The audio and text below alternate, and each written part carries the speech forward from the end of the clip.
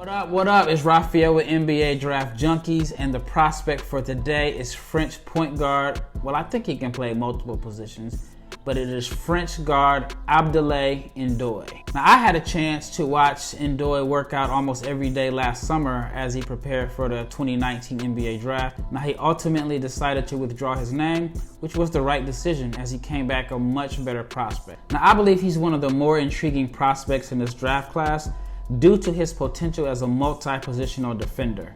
He's listed as 6'6 or 6'7 with a 7'2 or 7'3 wingspan. Now let's get into why I believe Abdoulaye N'Doye is one of the best sleepers in this draft class. Now if you're not subscribed to my channel, please subscribe, hit the like button, hit the bell for the notifications.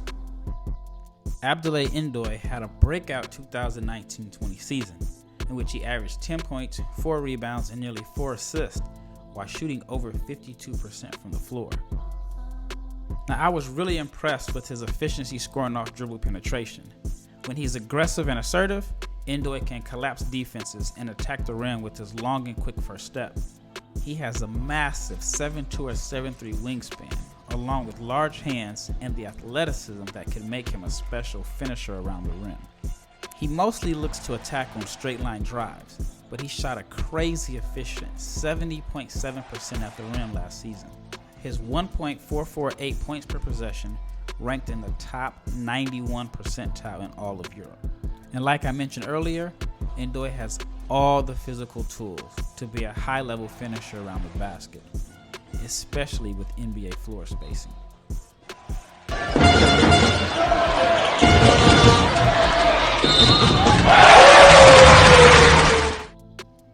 If you've been following my channel, then you know how I feel about floaters. N'Doye has a nice soft touch finish and floater package in his arsenal, which is impressive considering he has large hands.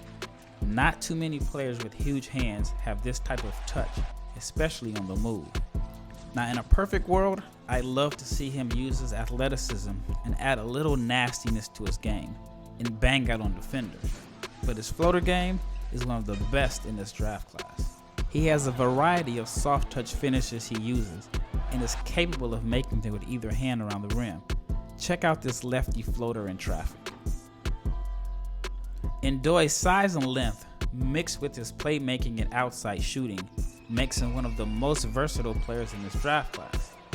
In my opinion, his natural position is as an initiator, but I believe you can pair him in the backcourt next to a lead ball handler and he'll be comfortable spacing the floor and serving as a secondary playmaker. He shot 42.9% from 3 last season and ranked in the top 80 percentile in Europe by averaging 1.93 points per possession on jump shots. He was in the top 99 percentile in catch and shoot situations, scoring 1.625 points per possession and converting over 54% of his catch and shoot jumpers. Now let's talk about his passing.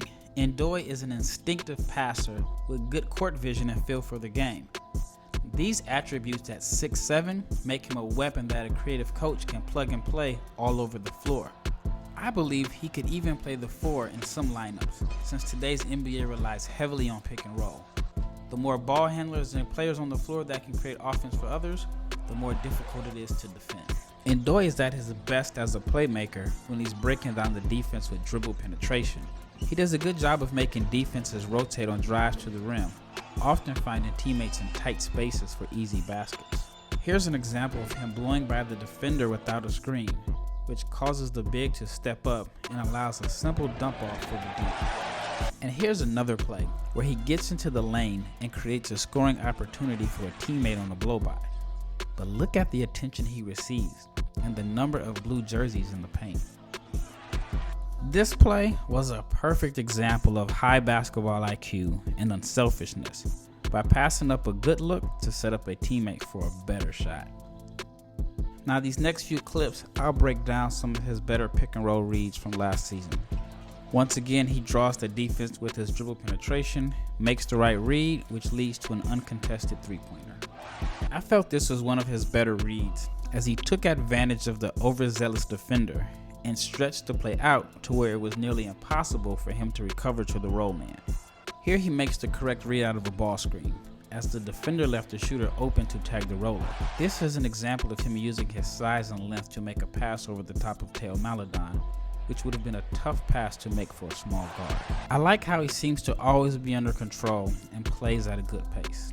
From this angle, he has a couple of options here, as he has 4 defenders within arm's reach of him. He makes the pass over the top to the shooting rhythm for the chance at the 4-point possession.